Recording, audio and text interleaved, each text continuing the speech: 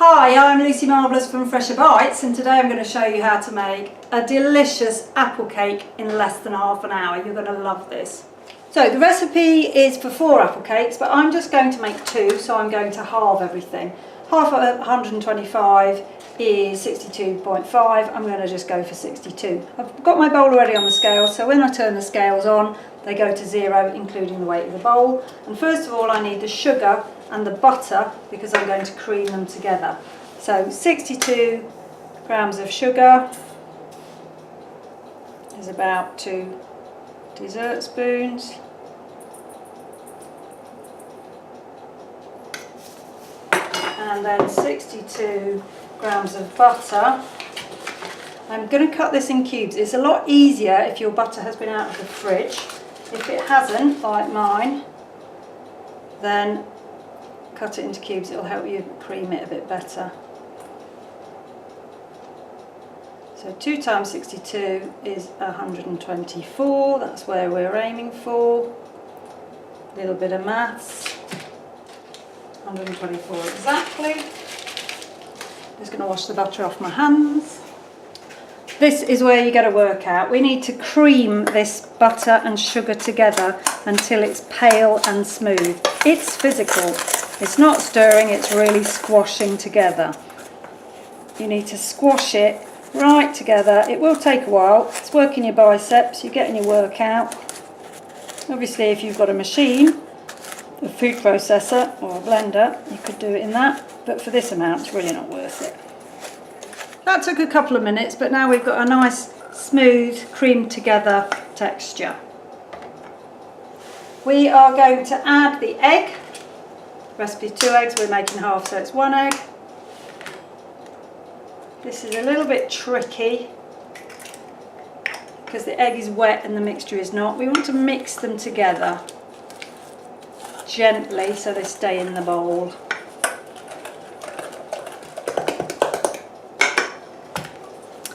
Okay, that's taken a couple of minutes. Now it's mixed in. It doesn't matter that it's not super smooth. So we want 62 grams of self-raising flour, which will help it to rise.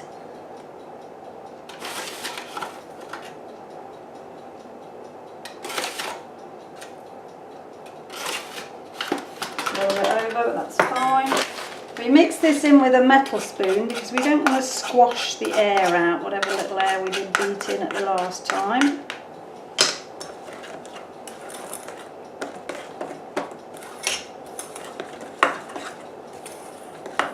Oops. And that is your sponge mixture. Looks like cake mixture because it's cake mixture. That is all that is in cake. Now this is quite a stiff mixture, but because your apples are going to release some liquid, that's what we want. So pop your cake mixture to one side while you prep your apple. You don't need to peel it, you can if you want, you really don't need to. Take the core out carefully without cutting yourself.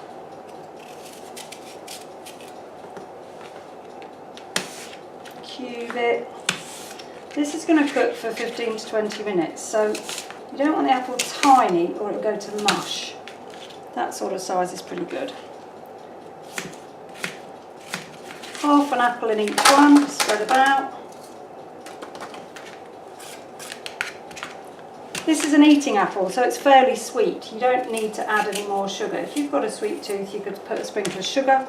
You could put some cinnamon on.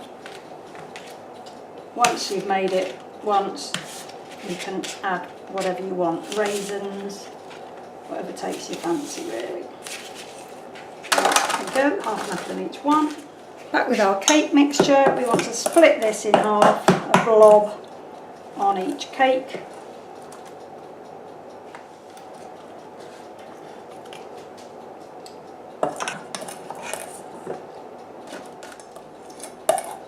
Make sure you get it all out.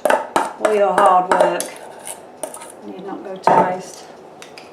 You don't need to worry about levelling it, it'll level itself once it gets in the hot oven. So these need to go into an oven at 180 for 15 to 20 minutes. I've already got my pasta bake in the oven, which is at 210. So I'm going to put these on the bottom shelf, which will be cooler. Set my timer 15 minutes to check when they're done. There goes our timer. I added on another 5 minutes, so they've been in 20 minutes. Here's Dipsy, come and see what's for dinner. How's that? Beautiful apple cake. Now here's the tricky bit. You've got to leave those for 5 minutes. If you try and eat those now, the apple is going to burn your mouth. So give them 5 minutes while you finish eating dinner and then eat them later. Once you've cooked something, please pop over to Facebook. Let me know how you've got on. Maybe show me a photo of what you made. Or if while you're cooking you've got any questions, pop over to Facebook, Fresher Bites. Ask me a question. There's a very good chance I'll be online and I can answer your question, or there might be someone else in the group who can answer your question too. Happy cooking!